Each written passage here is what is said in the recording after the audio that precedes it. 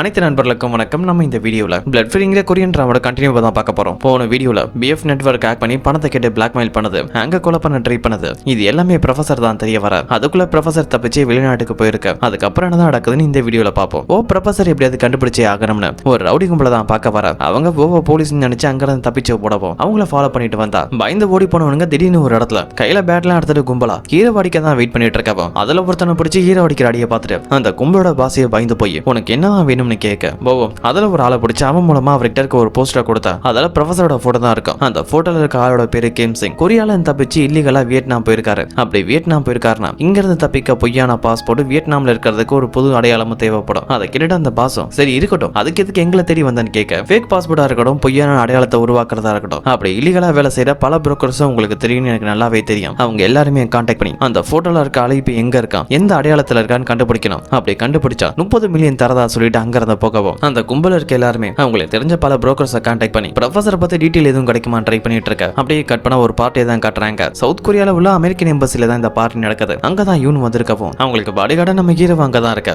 அங்கதான் சாங்வா குரூப்போட சிஇஓ வந்திருக்காரு. எவ்வளோ பேரு பார்க்க நம்ம ஹீரோ பிஎஃப் கம்பெனில சேர்றதுக்கு முன்னாடி இவர்கிட்ட தான் பாடிகார்டா வேலை பார்த்துட்டு இருந்திருப்பாரு. இப்ப பார்க் நம்ம ஹீரோவை பார்த்துட்டு நம்ம மறுபடியும் மீட் பண்ணுவோம்னு நினைச்சு பார்க்கலன்னு சொல்லி பேசிட்டு இருக்க. அந்த யூன் நோட் பண்ணிட்டு தான் இருக்காங்க. அப்ப யூன் கூட ஒரு ஆள் பேசிட்டு இருக்க. இவர் பேரு ஹான், ஒரு டெக் கம்பெனியோட சிஇஓ. யூன் பார்க் ஹான் இவங்க 3 பேருமே பாம்பிளாஸ் நடக்கும்போது பிரசிடென்ட் கூட இருந்த ஆளுங்க தான். இவங்க 3 பேரும் மேலே நம்ம ஹீரோவுக்கு டவுட் இருக்கு. பார்ட்டில கூட நடவடிக்கை தான் வாட்ச் பண்ணிட்டு இருக்கவும் அங்க பிரைம் மினிஸ்டர் வராரு. அந்த பார்ட்டில தான் பிரைம் மினிஸ்டரோட அப்பாவும் இருக்கு. இவர் பேரு சியோன். டார்சானுங்கிற ஒரு கம்பெனியோட ஓனர். அதோட முக்கியமா பிரைம் மினிஸ்டரோட அப்பா மட்டும் இல்ல, பிரசிடென்டோட மருமகன கூட. அதனாலேயே அரசியல நிறைய செல்வாக்கு இருக்க ஆளு. அவர் பையன் பிரைம் மினிஸ்டர் பேசிட்டு இருக்க. இப்ப ஹானை தான் காட்டுறாங்க. இவன் கிட்ட நான் சில வதந்திகள் கேள்விப்பட்டேன், உன் கம்பெனில ஏதோ ஒரு ப்ராப்ளம் நடக்கிறதாவும் நீ யாரோ ஒரு ஆளை தேடிட்டு இருக்கானு ப்ரொஃபசரை பத்தி இன்டைரக்டா கேட்க. அப்பதான் பிரைம் மினிஸ்டரோட அப்பா இவன் கிட்ட வந்து உங்ககிட்ட ஒரு முக்கியமான விஷயம் தனியா பேசணும்னு சொல்லி அதுக்காக ஒரு மீட்டிங் ரூம்ல கூட்டிட்டு போகவும் அந்த ரூமுக்கு வெளியில பாதுகாப்புக்காக தான் மத்த பாடி கார்ட்ஸ் அதோட வக்கீல் எல்லாரும் வெயிட் பண்ணிட்டு இருக்க.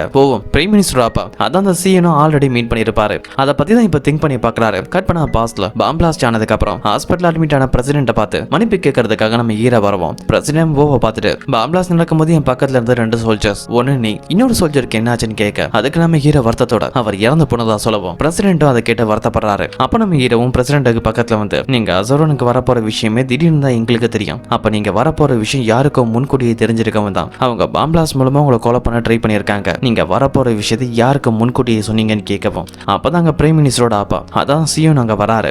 பார்த்துட்டு பிரசிடென்டோட நிலைமைக்கு நீ தான் காரணம், நீ மட்டும் உன் வேலையை ஒழுங்கா பார்த்தா பிரசிடென்ட்டுக்கு இப்படி ஒரு நிலைமையை வந்திருக்காதுன்னு அடிக்க கையை நீட்டவும் ஓவோட கையை பிடிச்சு தடுக்கவும் அங்க இருந்த பிரைம் மினிஸ்டர் தான் இவங்களுக்குள்ள பிரச்சனை எதுவும் வரக்கூடாதுன்னு ஹீரோவை சமாதானப்படுத்தி அங்க இருந்து போக சொல்லியிருப்பாரு. இப்ப பிரசன்ட் அதை பத்தி திங்க் பண்ணி பார்க்க அப்பதான் ஓவோட மொபைலுக்கு ஒரு முக்கியமான மெசேஜ் வரவும் அதை பார்த்துட்டு வக்கீல்ட்ட எனக்கு ஒரு வேலை இருக்கு நான் போகணும்னு சொல்லிட்டு பர்மிஷன் கேட்ட அங்க இருந்து கிளம்ப. இப்ப சிஎன் யூன் கிட்ட கொஞ்ச நாளாவே உங்க கம்பெனில ஏதோ ஒரு ப்ராப்ளம் போத நான் கேள்விப்பட்டேன், அதனால நான் உங்களுக்கு ஒரு ஆஃபர் பண்றேன், நான் உங்க கம்பெனி பிஎஃப் வாங்கிக்கிறேன், அதுக்காக அதிகமா பணம் தரேன்னு சொல்லி கம்பெனியை வாங்க ட்ரை பண்ணவும் யூனும் சிஎன் சொன்ன அமௌண்ட் ரொம்பவே பெருசு, அந்த அமௌண்ட்டுக்கு மட்டும் கம்பெனியை வித்தா பெரிய லாபம் தான், இருந்தாலும் அவர்கிட்ட எனக்கு யோசிக்க டைம் என்னன்னு சொல்லிட்டு அங்க இருந்து போக வெளியில வந்து பார்த்தா அங்க நம்ம ஹீரோ இல்ல. அப்ப கூட இருக்க அந்த பாடி கார்டு கேமோ நீங்க கண்டிப்பா அந்த பனிஷ் பண்ணியே ஆகணும், ஒர்க்கிங் டைம்ல அவரோட பர்சனல் வேலைக்காக இங்க இருந்து போயிட்டான்னு சொல்லி ஹீரோவை போட்டு கொடுத்துட்டு இருக்கவும் இப்ப கட் பண்ண சிஎன் தான் காட்டுறாங்க. அவரை மீட் பண்றதுக்காக அவரோட பையன் பிரைம் மினிஸ்டர் வர. பிரைம் மினிஸ்டர் இவன் கூட பாடி கார்டா அந்த இருக்கிறத நான் கவனிச்சேன், கண்டிப்பா இவனை கவனிக்கிறதுக்காக அவனை ஸ்பையா அனுப்புனது நீயா தான் இருக்கணும்னு சொல்ல. அதுக்கு பையனும் அப்பா இது என்னோட ஐடியா இல்ல, தாத்தா தான் பிஎஃப்க்கு ஓவர் ஸ்பையா அனுப்பினாரு, இது அவரோட பிளான் தான் சொல்ல. உன் தாத்தா இதை பத்தி எங்கிட்ட எதுவுமே சொல்லலன்னு சொல்லப்போம். அதுக்கு பிரைம் மினிஸ்டரும் அம்மாவுக்கு உங்களுக்கு டைவர்ஸ் ஆயிடுச்சு, அதுக்கப்புறமா கூட நீங்க உங்க மாமனார் அடிக்கடி மீட் பண்ணியிருந்தா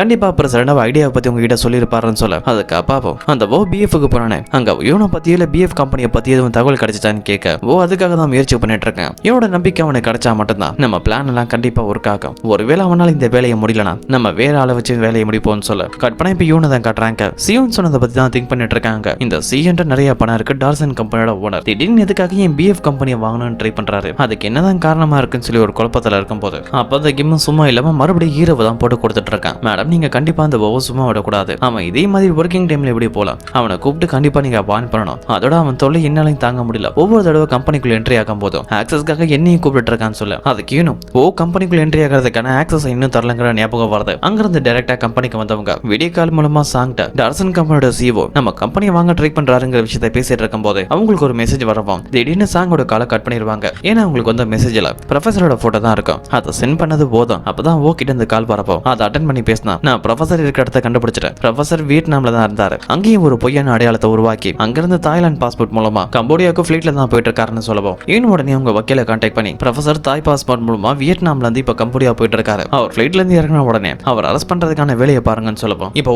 டைரக்டா யூனை தான் மீட் பண்ண வர யூன் ஒரு வாட்சை கொடுத்து இந்த வாட்ச்ல ஒரு ஆப் இருக்கு, அது மூலமா கம்பெனிக்குள்ள வரதுக்கு உங்களுக்கு வேற யாரோட உதவியே தேவைப்படாதுன்னு சொல்ல வாட்ச் எடுத்தாங்கிறத கிளம்பும் போது அப்ப யூன் நீ ப்ரொஃபசர் எனக்காக கண்டுபிடிச்சது நல்ல விஷயம் தான், இருந்தாலும் நீ எனக்காக பண்ண அந்த விஷயம் ஒரு குழப்பத்தை ஏற்படுத்துது. திடீர்னு யாரோ ஒருத்தையும் கார் மேல விழுந்து தற்கொலை பண்ணி இறந்து போனான். அவன் குதிச்சு இம்பாக்ட் ஆலையும் கழுத்தெலும்பு பாதிக்கப்பட்டுச்சு. அந்த நேரம் எனக்கு உதவி பண்ண நீ தான் வந்த. சிட்டிசன் எக்ஸ் மூலமா என் கம்பெனி நெட்வொர்க்கை ஹேக் பண்ணியிருந்தாங்க, அதை பத்தி உனக்கு நல்லாவே தெரிஞ்சிருக்கு. அதை ஹேக் பண்ணது யாருன்னு நீ தான் கண்டுபிடிக்க உதவி பண்ண. இப்ப ப்ரொஃபசரை கண்டுபிடிக்கவும் நீ தான் உதவி பண்ற. எப்படி எனக்கு தேவையான உதவியெல்லாம் உன்னால செய்ய முடியுது, இது எல்லாமே எதிர்ச்சியா நடக்குதுன்னு ஒரு சந்தேகத்தோடையே கேட்கவும் ஹீரோ அதை புரிஞ்சுக்கிட்டு கிம்சிங்கனை எப்படி கண்டுபிடிச்சுன்னு உங்களுக்கு சந்தேகமா இருக்கு அதுதானே, அதுக்கான காரணம் இந்த போஸ்டர் தான். ஆளுங்களை வெளிநாட்டுக்கு இல்லீகலா அனுப்புற சில புரோக்கர்ஸ் இருக்காங்க, அவங்க கிட்ட இந்த போஸ்டர் காட்டினேன். ப்ரொஃபசர் பத்தி இன்ஃபர்மேஷன் கொடுத்தா நிறைய பணம் தரதா சொன்னேன், அது மூலமா அந்த இன்ஃபர்மேஷன் கிடைச்சதா சொல்ல இவனும் அந்த போஸ்டர் பார்க்கவும் ப்ரொஃபசரை பத்தி இன்ஃபர்மேஷன் தர ஆளுக்கு 30 மில்லியன் தரதா இருக்கும். இன்ஃபர்மேஷன் கலெக்ட் பண்ணீங்க சரி, ஆனா இந்த அமௌண்ட்டை என்ன கேட்காமலே தரதா சொல்லிருக்கீங்கன்னு கேட்கவும் மேடம் இது உங்க பணம் இல்ல, என்னோட சேவிங்ல இருந்த பணம், அந்த பணத்தை கொடுத்து தான் இன்ஃபர்மேஷனை கலெக்ட் பண்ணதா சொல்லவும் அதை கேட்ட உடனே யூன் நான் வக்கீல்கிட்ட பேசுறேன், உங்க பணத்தையும் வாங்கிக்கோங்க,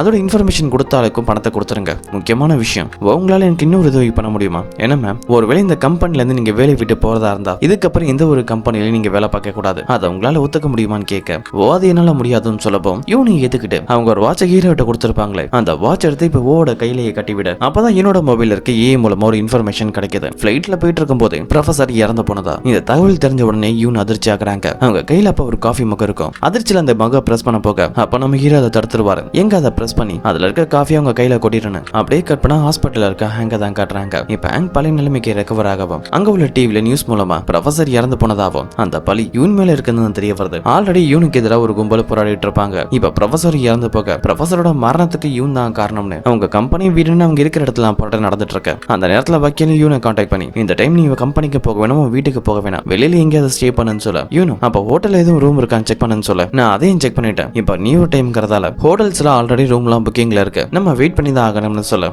பக்கத்துல இருக்க கிம்ட்ட நான் ஒரு லொகேஷன் சொல்ல அங்க காரை ஓடிட்டு போன்னு சொல்லலாம். இப்ப கட் பண்ண போவோட வீடு தான் காட்டுறாங்க. இவனும் உங்க வீட்டுக்கு கம்பெனிக்கு போக முடியாது, ஹோட்டல்ஸ் எல்லாம் கூட புக்கா இருக்கு, அதான் வேற வழி இல்லாம அவட வீட்டுக்கே கூட்டிட்டு வரவும் அங்க உள்ள பொண்ணு கூட யூன் விளையாடிட்டு இருக்காங்க. இந்த பொண்ணுடைய பேர் என்னன்னு கேட்கவும் மான்சிக், ஆனா இந்த பேரை கேட்க ரொம்பவே ஓல்டா இருக்குன்னு சொல்ல இந்த பொண்ணுக்கு அந்த பேரை வச்சது எங்க அம்மா தான், இப்ப என் சிஸ்டரோட ஃபாரின்ல இருக்கிறதா சொல்ல அப்ப யூனு பார்த்து ஒரு கேள்வி கேட்கறாங்க. ப்ரொஃபசர் இறந்து போயிருக்காரு, அவர் யாரோ ஒரு ஆள் விஷம் கொடுத்தா கொலை பண்ணிருக்காங்க, அது நானா இருக்குமான்னு உங்களுக்கு தோணுதான்னு கேட்க அதுக்கு நம்ம ஹீரோவும் ப்ரொஃபசர் இறந்து போனதுக்கு உங்களுக்கு எந்த ஒரு சம்பந்தமும் இல்லைன்னு எனக்கு நல்லாவே தெரியும், ஆனா எனக்கு ஒரே ஒரு சந்தேகம் இருக்கு மேடம், உங்க ப்ரொஃபஷனுக்காக உங்க சுயநலத்துக்காக ப்ரொஃபசரோட மனைவி இறப்புக்கு நீங்க தான் காரணமான்னு கேட்க யூன் அதுக்கு எந்த ஒரு பதிலும் சொல்லாம அமைதியா இருக்கவும் அங்க வக்கீலும் கையில ஒரு பெரிய பேக் எடுத்துட்டு வராங்க. அந்த பேக் ஃபுல்லா சில கன்ஸும் அதோட யூனை பாதுகாக்கிறதுக்காக பாடி கார்ட்ஸ்க்காக சேஃப்டி கேஸும் தான் இருக்கும். அததான் ஒவ்வொங்கியும் செக் பண்ணிட்டு இருக்க வக்கீலும் இந்த இடம் உனக்கு பாதுகாப்பா இருக்கும்னு நினைக்கிறியா, நான் வேணா ஒண்ணு பண்றேன், பக்கத்துல இருக்க பில்டிங்ஸ் எல்லாம் உடனே வாங்கிடுறேன், அதனால பக்கத்துல உனக்கு எந்த ஒரு தொல்லையும் இருக்காது, யூன் அதெல்லாம் தேவையில்லைன்னு சொல்லவும் அப்போ பாதுகாப்புக்காக நான் கூட இருக்கட்டுமான்னு கேட்க அதுவும் வேணா நீ இங்க இருந்து போகலாம்னு சொல்ல வக்கீல் அங்க இருந்து கிளம்பிடுவாங்க. நம்ம ஹீரோவும் யூனோட ரூம்ல தங்க வச்சுட்டு வெளியில நின்று பாடி கார்டு வேலை பார்த்துட்டு இருக்கவும் அப்ப யூன் ஃபேமிலியை பத்தி கொஞ்சம் சர்ச் பண்ணி பாக்குறாரு. அப்படி சர்ச் பண்ணி பார்த்ததுல யூனுக்கு ஒரு சிப்ளிங் இருந்திருக்காங்க, அது தம்பியா தங்கச்சியான்னு தெரியல.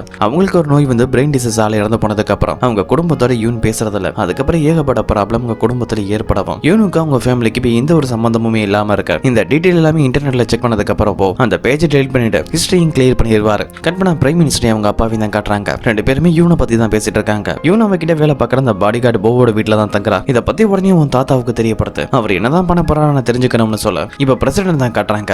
மூலமா அவருக்கு சில இன்ஃபர்மேஷன் கிடைச்சிருக்கு, அந்த பிஎஃப் கம்பெனியோட லேபோட போட்டோஸ் தான், அதுல இருக்க அட்வான்ஸ் டெக்னாலஜி எல்லாம் பிரசிடென்ட் பார்த்துட்டு இருக்க. இப்ப கட் பண்ணா யூன் போவோட வீட்டுல இருந்து கிளம்ப அவங்க கூட இப்ப இன்ஜினியர் இருக்காரு. இன்ஜினியர் ஒரு சூட்டை பத்தி தான் யூன்ட்ட பேசிட்டு வந்துட்டு இருக்கோம். அந்த டைம் பிரைம் மினிஸ்டர் வந்து கால் வருது, யூன் கிட்ட ஒரு முக்கியமான விஷயம் பேசணும்னு சொல்லி அவரை மீட் பண்ண வர சொல்ல யூன் அவரோட இடத்துக்கு வந்து பார்த்தா அங்க பிரைம் மினிஸ்டர் திடீர்னு எனக்கு ஒரு முக்கியமான வேலை வந்துருச்சு, நம்ம மறுபடியும் மீட் பண்ணுவோம்னு சொல்லிட்டு அங்க இருந்து கிளம்புவோம். பிரைம் மினிஸ்டர் அவரோட கார்ல போகும்போது அவரோட பிஏ யாரோ ஒரு ஆள் கிட்ட கன்ஸை பத்தி பேசிட்டு இருக்க. இப்ப யூனோட காரை தான் காட்டுறாங்க. பிரைம் மினிஸ்டரை மீட் பண்ணிட்டு திரும்பி வரும்போது அவங்க வர வழியை யாரோ பிளாக் பண்ணி இந்த ரோட் வழியா போக முடியாத சர்வீஸ் ஒர்க் நடக்குதுன்னு வேற ஒரு வழியா அவங்கள ஒரு போலீஸ் ஆஃபீஸர் டைவர்ட் பண்ண அவங்கள அந்த இன்னொரு வழியில வர அப்பதான் நம்ம ஹீரோமோ ஒரு விஷயத்தை ஸ்ட்ரைக் பண்றாரு. அது என்னன்னா ரோடு ப்ராப்ளமா இருக்கு, சர்வீஸ் பண்ண வேண்டியது இருக்குன்னு ஒரு போலீஸ் ஆஃபீஸர் சொல்லியிருப்பாரு. அவரோட கழுத்துல ஒரு விதமான டாட்டா இருந்திருக்கும், அதே டாட்டாவோ தான் பின்னாடி ரோட் சர்வீஸ் பண்ணிட்டு இருந்தா அவங்களோட உடம்புலையும் பார்த்திருப்பாரு. அப்ப வந்தது போலீஸ்ல அவங்க எல்லாரும் ஒரே கும்பல் தான் தெரிய திடீர்னு ஒரு கார் என்னோட காருக்கு முன்னாடி வரவும் ஹீரோக்கு டவுட் வர ஆரம்பிக்குது. அவர் கெஸ் பண்ண மாதிரி அந்த கார்ல இருக்க ஆளுங்க கன் எடுத்துட்டு ஃபைட் பண்ண ஆரம்பிக்க கிம்மும் வந்த வழியில காரை ஓட்டிட்டு தப்பிக்கல நினைச்சா அந்த சைடு ஒரு கார் வந்துடும். ரெண்டு பேத்துக்கு இடையில கையில மாட்டிக்க தப்பிக்கிறதுக்காக கீழே இருக்க அந்த காட்டு வழியில வண்டியை ஓட்டவும் ஒரு இடத்துல கார் ஆக்சிடென்ட் ஆயிடும். அதோட பின்னாடி நிறைய பேர் துரத்தி வந்துட்டு இருக்க அந்த கார்ல இருந்து இறங்கி எல்லாருமே தப்பிச்சு போறாங்க. நம்ம ஹீரோவும் கிமோ முடிஞ்ச வரைக்கும் அந்த கேங்ஸ்டர்ஸோட ஃபைட் பண்ணிட்டு இருக்க அப்ப துப்பாக்கி சுடுற சவுண்ட் எல்லாம் கேட்டு இவன் ரொம்பவே பயந்து போறாங்க.